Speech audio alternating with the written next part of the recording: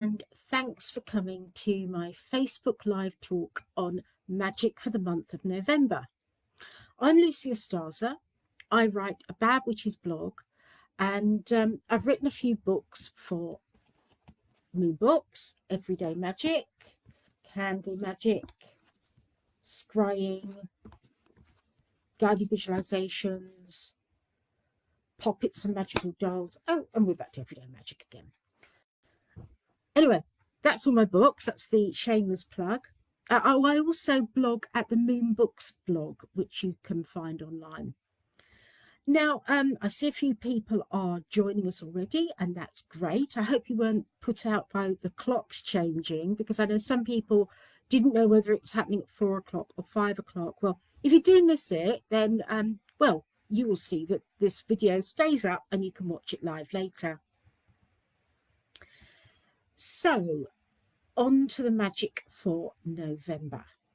Now, in the modern pagan wheel of the year, November is a month without any religious festivals. We had Samhain and Halloween on October the 31st. And then, of course, there's Yule and the winter solstice in December. But there's no kind of what's called the Wheel of the Year festivals in November.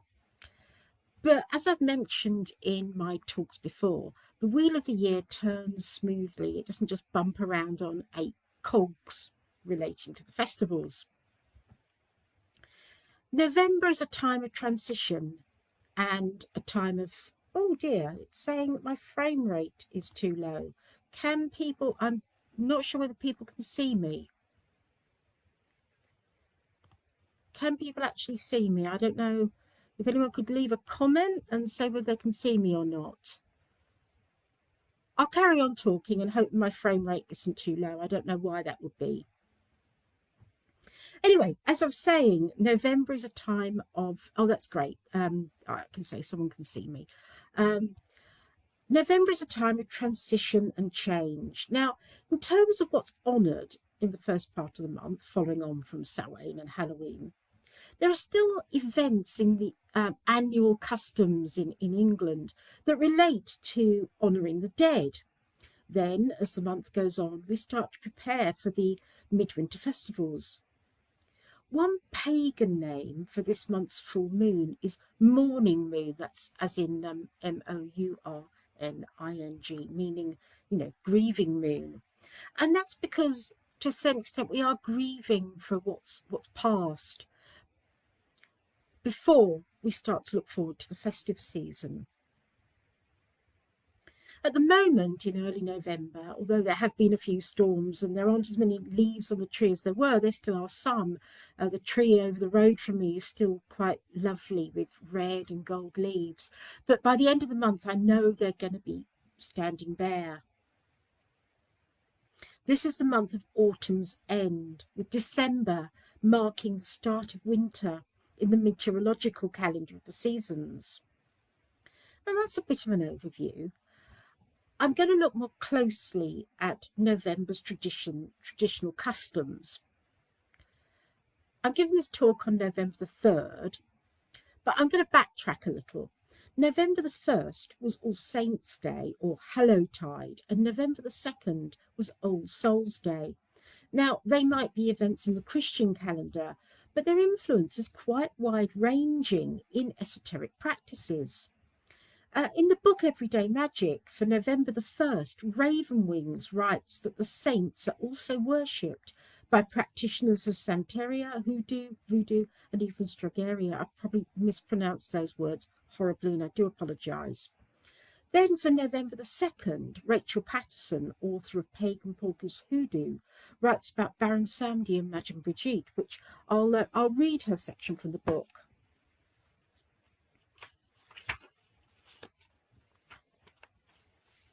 Baron Samedi is a lower of the dead, along with his wife, Madame Brigitte. They are the head of the Gede family of Loa, the largest family of Loa in Voodoo, who embody the power of death and fertility. They're loud, rude, they both swear a lot. They're sexual and definitely know how to have a good time.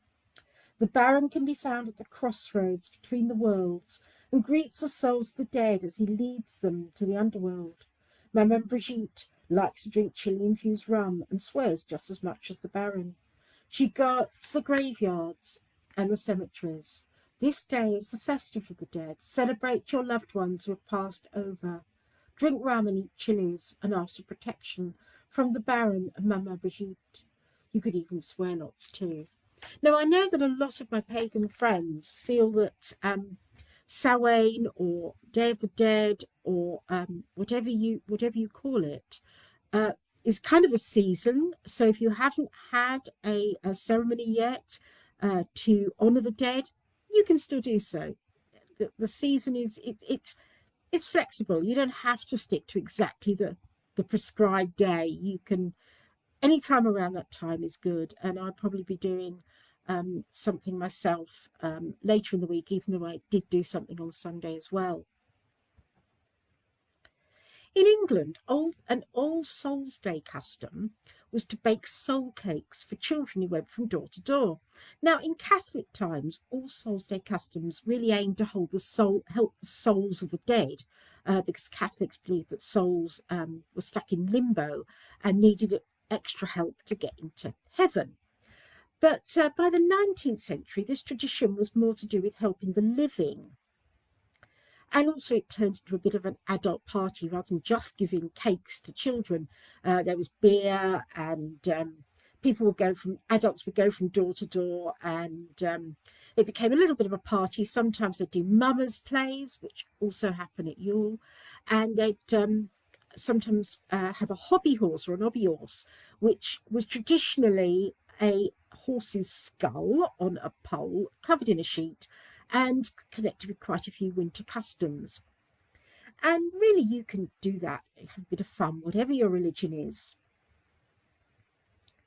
And another thing that you can do is baking cakes for charity or donate them to a food bank.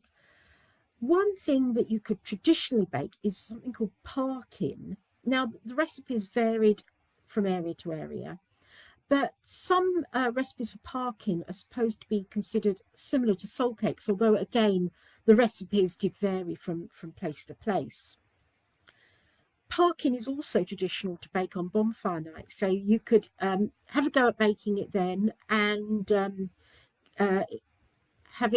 enjoy sharing it with your friends if you have a party, or you could consider raising some money for charity with a cake sale, or even donating some to a food bank.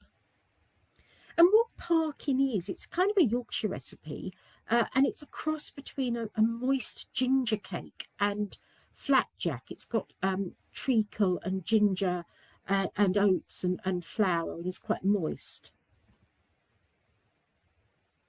But talking about Bonfire Night, and actually Bonfire Night on November the 5th is the reason why I'm giving this talk today on November the 3rd, rather than as usual the last Friday of the month, because I'm going to be busy on November the 5th, and a lot of other people will also be having a bonfire party. And when I was a child, Bonfire Night, or Guy Fawkes Night, was celebrated more widely than Halloween, and it really is still a big thing, certainly in England. And the reason oh, I've said that already. I'm repeating myself. I'll go on. Yes, originally, Guy Fawkes Night commemorated foiling the gunpowder plot to blow up the Houses of Parliament on November the 5th, 1605, when Catholics and Protestants were really at loggerheads. Guy Fawkes was a mercenary hired by Catholic conspirators to handle the explosives, the barrel of gunpowder he put under the Houses of Parliament. He was discovered, convicted, and he was executed by being burnt. Now, after that, burning the image of a man with a moustache and a tall hat to represent Guy on November the 5th became a custom. And it's also worthwhile remembering that in England it was traitors, it was people who committed treason who were burned as an execution, rather than witches. Witches were hanged in England, although they were burnt in other countries. But Bonfire Night has come to symbolise far more than the foiling of a plot against the English government and the monarch. In the 19th century, some folklorists even thought it might have ancient pagan origins. Thomas Hardy, in his book The Return of the Native, wrote this: "Festival fires to Thor and Woden had followed on the same ground, and duly had their day. Indeed, it's pretty well known that such blazes as this as the heathmen were now enjoying are rather the lineal descents from jumbled druidical rites and Saxon ceremonies than the invention of popular feeling about gunpowder plot." The Victorian folklorists were wrong. Professor Ronald Hutton in Stations of the Sun shows that Bonfire Night doesn't have ancient pagan origins. But what interests me is the festival as a response to what's happening in the world around us as humans. Bonfire Night only burnt brightly over the centuries because it morphed into other things. I mean, we no longer fear Catholic plots. We're not, really celebrating that anymore. It became a celebration of riotous activity, including the immolation of effigies of other unpopular people. And effigy magic is, of course, a big part of traditional witchcraft, as I go into in my book, Pagan Portals, Poppets and Magical Dolls. And as Steve Roud wrote in The English Year, a book about folklore, nowadays the word guy is almost synonymous with effigy. Bonfire Night comes on the cusp of winter and fulfills a human need to rebel against dark times, as well as to have some fun.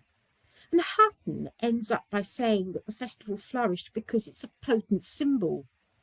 And in my own magical practices, I tend to pay attention to potent symbols, even if they're modern ones. Although, actually, it's not that modern. It's a few hundred years old. But it is very much a modern celebration. Fireworks are a part of the celebrations too. The noises they make are problematic these days, and quite rightly there are calls for quieter fireworks because the bangs can scare pets and animals. I know that my cat always jumps when there's fireworks and I always keep him in. However, in ancient history, the bangs in fireworks were originally intentional. They were used to ward off evil spirits in ancient China, where fireworks were invented. And the shower of sparkles they produced were intended to honour the gods. If you're intending to set off fireworks, do let your neighbours know so that they know to keep their pets indoors, although they'll probably be keeping their pets indoors on November the 5th anyway.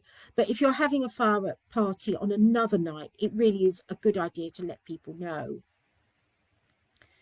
And if you're having a bonfire at really any time in the autumn, do check to see that there's no hedgehogs hibernating within it. I'm sure you're aware of that. I'm sure all pagans are very responsible when it comes to that kind of thing. But hibernating animals can creep into a nice log and straw pile and not realise it's going to be set light to. Here's a little banishment spell you can do if you're having a fire or fireworks. Imagine the thing that you want to be rid of going up with a whoosh just as you're about to light the firework or when the bonfire really catches. Stand clear and enjoy watching your problem transformed into a splendid pyrotechnic display or a beautiful fire. I do realise that there are ethical issues to consider when you're burning an effigy of a living person or consigning a problem to the flames, which might have a human component. I mean, I'm obviously not suggesting you burn real people, but even burning an effigy of a person, some people would shy away from that. And there are very good reasons to not want to harm others. Generally, when I'm doing that spell, I would consign problems to the flames that weren't connected to people. So it might be money worries that I was consigning to the flames or a bad habit that I was trying to give up. But for those with an interest in traditional customs, Bonfire Night is the traditional night for burning an effigy and for a curse if curses are what you do. And I'm really of the opinion that even if you don't do it yourself, having an understanding of what people did in the past and the psychological reasons why someone might want to stick an effigy of an unpopular person on the fire. I think it's important to realise that that kind of thing really is quite traditional, even if you never do it yourself.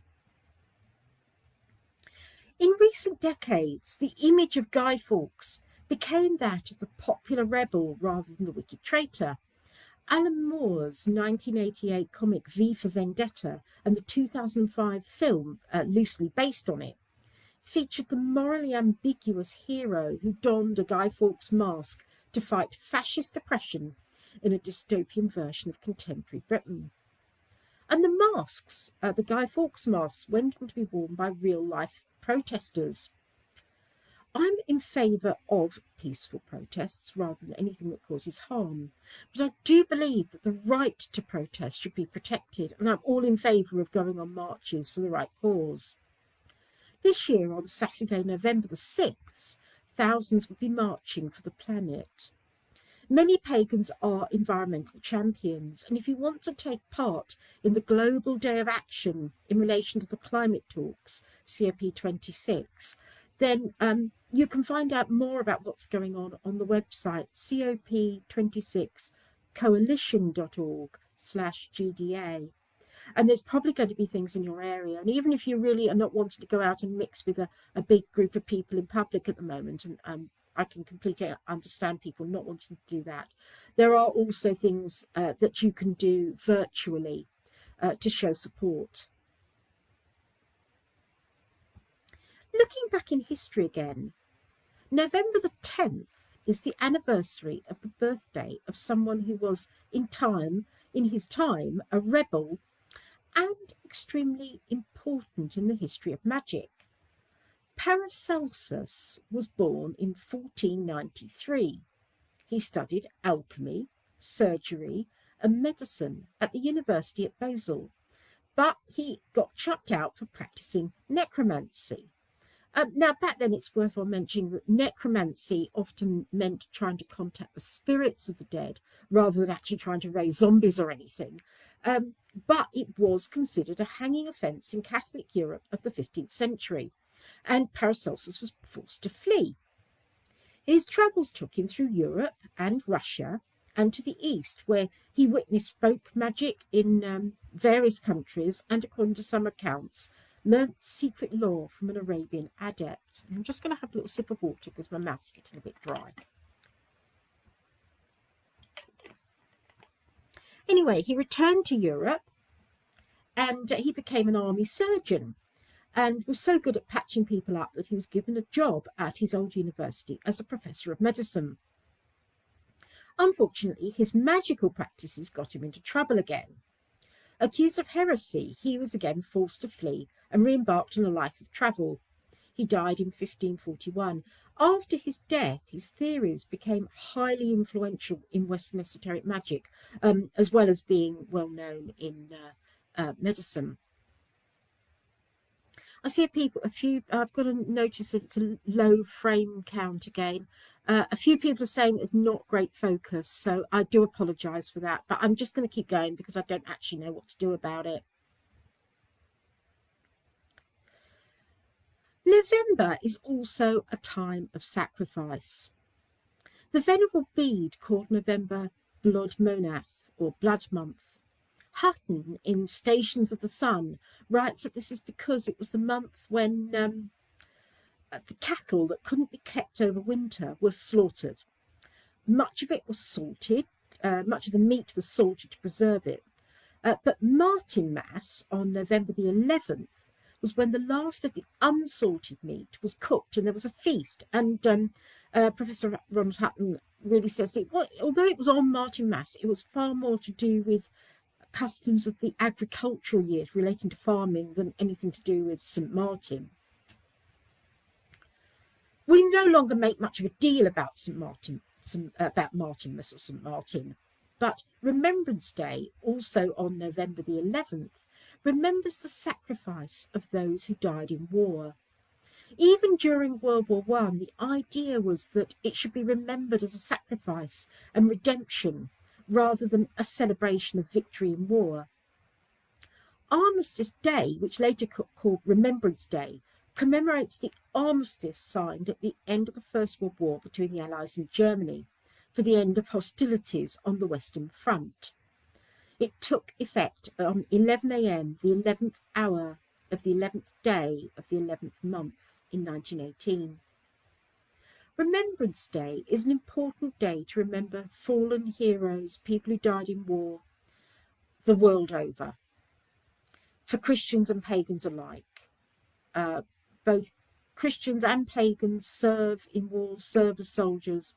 And for heathens, 11th of November is called Heroes' Day, also remembering those who died in battle. The corn poppy has become a symbol of Remembrance Day because the battlefields of France bloomed with them after the fighting churned up the ground, and the flowers also proliferated over the graves of the fallen.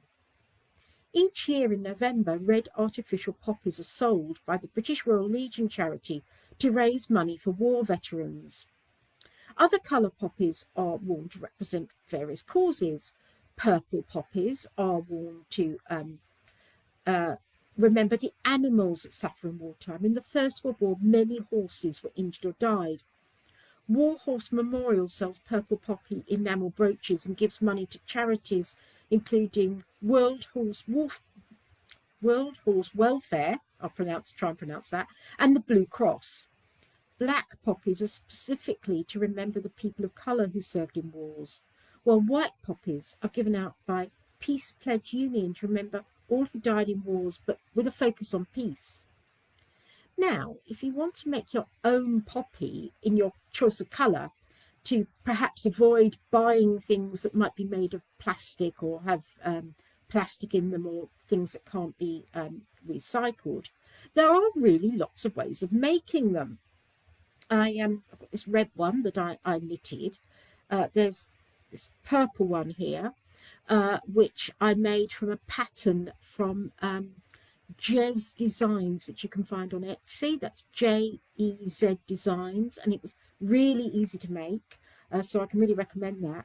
And also I made this paper one, paper poppy. Now all of those were really easy patterns to make. The knitted poppy and the paper poppy were free patterns and templates that I found online, and you can just find them with a Google search. You can also find patterns for cloth poppets, but as I said, my one was made with a template from Jez Designs. And of course, if you do make your own, it can be an upcycling effort. All of mine were. I used a scrap of wool and a button from an old coat. There are scraps of fabric in the fabric poppy that are upcycled from old clothing. The paper one was made purely from scrap paper and a little bit of black packaging from some soap that I got from Bewitched Botanicals, and I used the packet that my soap came in to make the middle of the poppy, and I stuck it to a hair grip on the back, but you could stick it to a safety pin or something like that if you wanted to. Now, real poppies bloom in July and August in England, but with its blood red colour and short life, the blooms last only a day. The poppy is a suitable flower to symbolise the loss of young life. Poppies have been associated with death and battles long before World War I. In the Battle of Waterloo, it was said that poppies on the battlefield had grown from the blood shed by soldiers. Flowers were considered suitable offerings for the dead as far back as Greece and Rome. The twin gods, Hypnos and Thanatos, Greek deities of sleep and death, are often depicted wearing poppy crowns. In folklore, poppies symbolise sleep as well as death. Peering into the black centre of a red poppy is a folk remedy for insomnia. The opium extracted from poppies has for thousands of years been used to induce sleep and numb pain. Records from ancient Mesopotamia describe the use of the poppy to relieve suffering as well as for euphoric effect. They were also used by Egyptians, Greeks, Romans, and many other cultures all over the world. And there are hundreds of different types of poppy. The Class A drug opium is only extracted from the opium poppy, although many poppies have analgesic and sedative properties. Obviously, you should always consult a qualified herbalist before using any herbs medicinally. There's another Day of Remembrance on November the 20th, Transgender Day of Remembrance, and that's observed annually as a day to memorialise those who've been murdered as a result of transphobia, and to draw attention to the continued violence endured by transgender people. It was founded in 1999 after the murder of trans woman Rita Hester in Allston, Massachusetts in the US. And one thing you could do, one thing that is done on that day, is to light a candle as a vigil. Now on to the end of November. The first 2/3 of the month seem to be full of days relating to death, sacrifice and sadness, with a bit of rebellion thrown in. The final third of the month looks towards the festive season, and there are some entries in Everyday Magic for November the 23rd and 24th, which I'm going to read.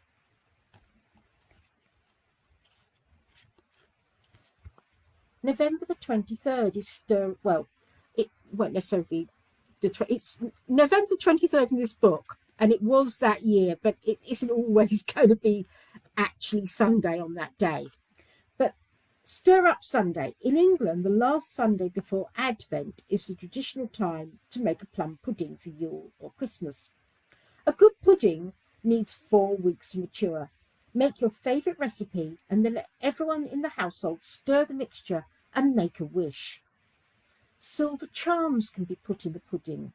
A coin for wealth, a thimble for thrift, an anchor for safety, and a wishbone for luck. I do actually have a set of silver Christmas pudding charms that I inherited, but they're kind of tiny, and I'm always worried someone's going to swallow them. So I don't always use them, but they are a traditional thing to do. Oh, and there's another one, 24th. I'm going to read that one as well. Open the book up again. The 24th, Brumalia. The ancient Roman winter festival was similar to modern Christmas. The festival, which involved feasting, drinking and merrymaking, was in honour of Saturn, god of plenty, renewal and time, and Ceres, god of agriculture. Bacchus, god of wine, was also honoured. This holiday started earlier and earlier over the years, much like modern Christmas.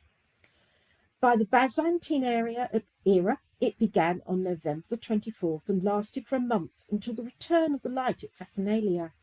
Share a drink with friends, with the traditional blessing, Viva Sanos, or live for years. Now some autumn herbal magic and some herb lore as well for November.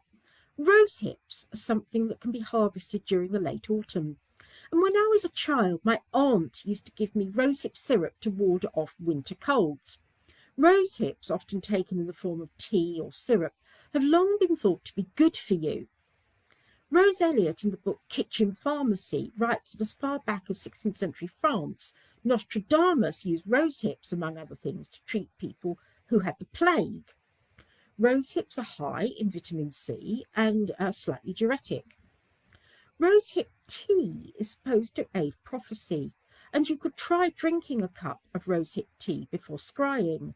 I mean, I think I've mentioned in other talks that mugwort is traditionally used as a herb before scrying, and some people do drink a cup of mugwort tea, but it is slightly poisonous and shouldn't be used by people who are pregnant. So you could use rosehip tea as an alternative.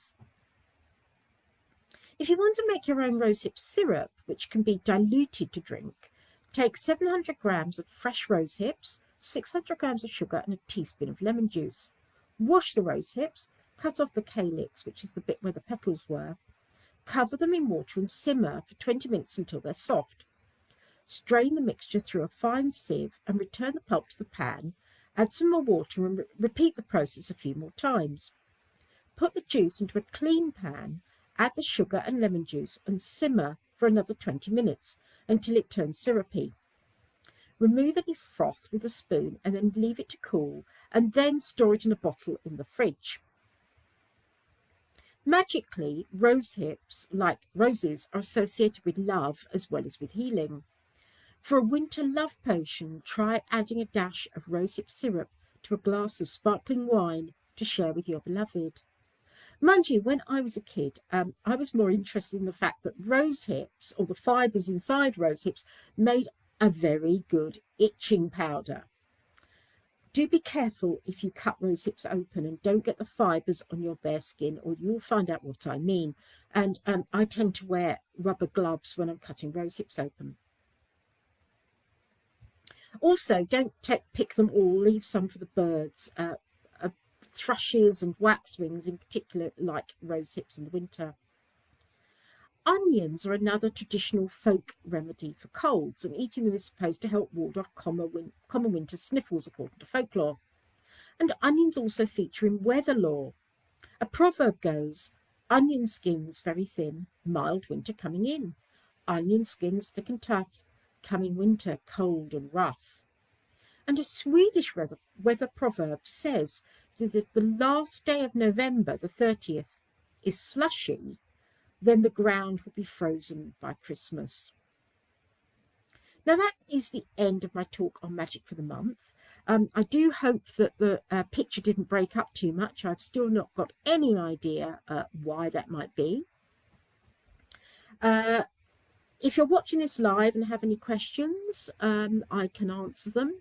I'm not actually seeing any questions there, a few comments, but no questions. I will leave this up so you can always watch it later. And also I put it on my YouTube channel, which you can find by searching for Lucya Starza. Well, thank you very, very much for watching. And I hope you have a lovely bonfire night and a great rest of November. And hope to see you next month for Magic for the month of December. Bye.